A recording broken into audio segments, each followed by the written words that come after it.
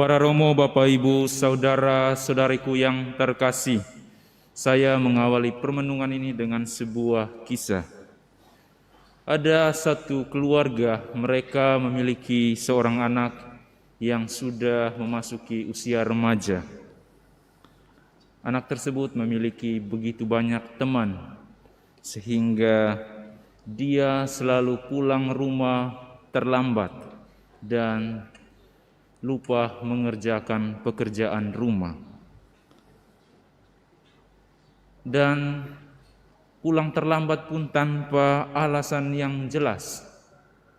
Akhirnya bapaknya mengatakan, kalau kamu melakukan hal yang sama untuk hari berikutnya, kamu makan malamnya hanya sepotong roti dan segelas air putih. Dan anak tersebut menganggukkan kepala tanda setuju. Dan hari berikutnya justru ia melakukan hal yang lebih parah lagi. Dia terlambat dan tidak melakukan pekerjaan rumah lagi. Dan ketika dia pulang ke rumah, mamanya sudah menunggu di pintu rumah dan bapaknya duduk di ruangan tamu. Dan pada saat makan malam pun tiba,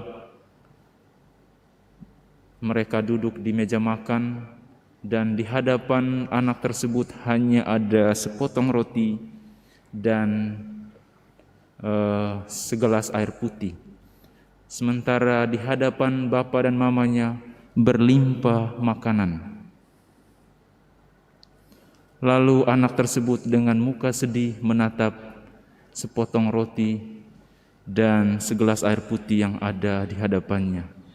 Lalu ia meneteskan air mata, dalam hatinya berpikir, mulai malam ini sampai besok pagi saya akan menderita kelaparan.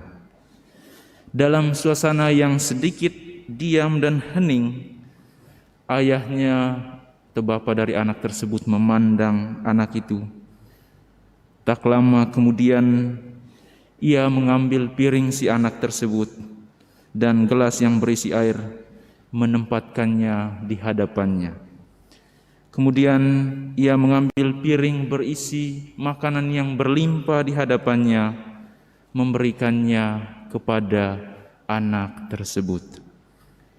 Si anak tersebut mengerti apa yang dilakukan ayahnya untuk dirinya. Ayahnya sendiri mengambil hukuman anaknya itu, hanya makan roti dan air putih, dan memberikan makanan berlimpah untuk anak yang dikasihinya. Inilah muatan terdalam dari perayaan Kristus sebagai Raja alam semesta yang kita rayakan pada hari ini. Bapak, Ibu, Saudara-saudariku yang terkasih, dalam bacaan Injil yang baru saja kita dengar, Yesus mengakui dirinya secara terang-terangan bahwa dia adalah Raja. Ketika Yesus ditanya oleh Pilatus, "Jadi engkau adalah Raja?" Yesus dengan tegas menjawab, "Seperti yang engkau katakan, aku adalah Raja. Sebagai Raja, aku memberikan kesaksian tentang kebenaran. Dan setiap orang yang berasal dari kebenaran akan mendengarkan suaraku."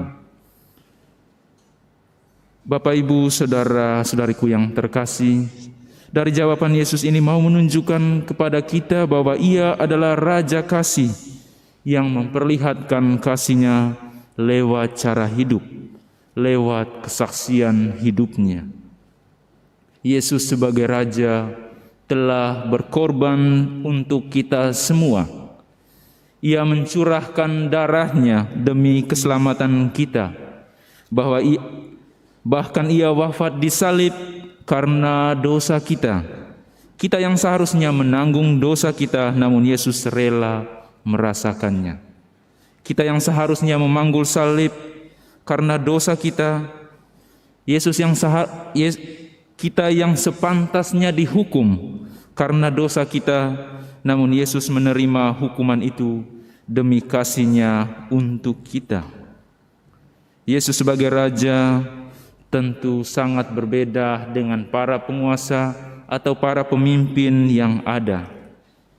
Kerajaannya bukan dari dunia ini, seperti yang dikatakan dalam Injil. Yesus mengatakan, "Kerajaanku bukan dari dunia ini." Dan Yesus sebagai Raja tentu memiliki misi. Misinya adalah untuk menyelamatkan umat manusia, untuk mengampuni dan membawa umat manusia ke dalam pelukan kasih Allah, untuk menegakkan kebenaran, keadilan, dan kesatuan.